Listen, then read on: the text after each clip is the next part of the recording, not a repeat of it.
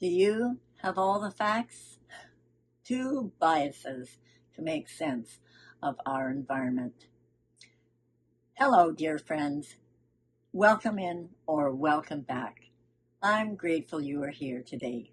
I missed you. In the absence of facts, we tell ourselves stories. A quote by Noah Hawley. I have been pondering this quote for the last month, and what I've realized is that when I don't understand someone else's behavior, my brain fills in details, and I tell myself a story. Let me share a personal story. My family and I are planning a trip to France, and the reason for this trip is we're celebrating our 50th anniversary. There's going to be 8 of us going all together. And my daughter-in-law wanted to get the flights booked. And she suggested she book ours as well. And I said, fantastic. Well, I got a message from her the next day saying that she had booked their tickets only. And the story I told myself was that she didn't care about us, and she just wanted to get it done, the tickets booked. And I caused myself a lot of grief, anxiety, and frustration because I didn't know the facts. And the facts were that when we'd gotten together in person a few weeks later, she had shared with me that she didn't book our tickets because she actually wasn't able to due to an online booking restriction. I recognized that I had wasted my time and energy by telling myself inaccurate information. I wanted to stop feeling frustrated and anxious and wasting my time and energy. And so I decided that I would do some research.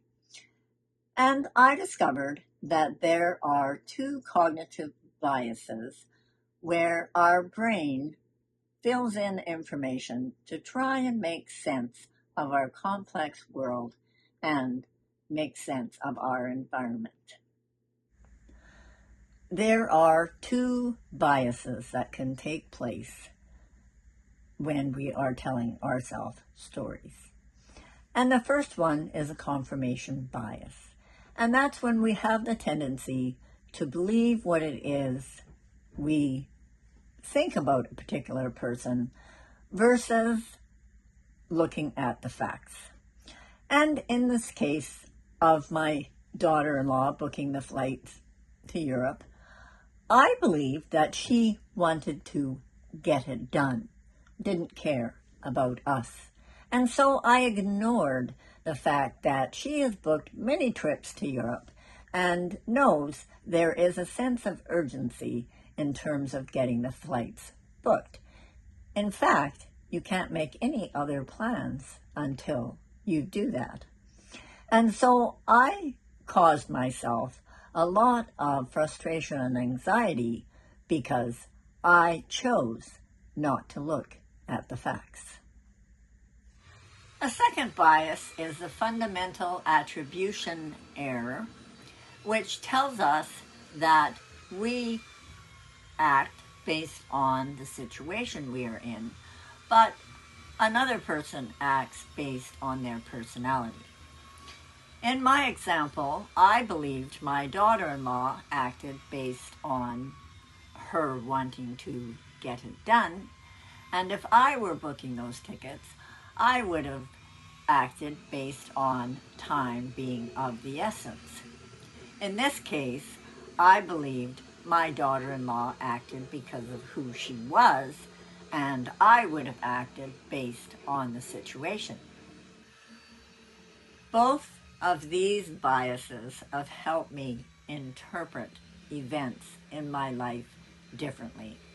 And when I get stressed or frustrated, I ask myself the question, do I have all the facts?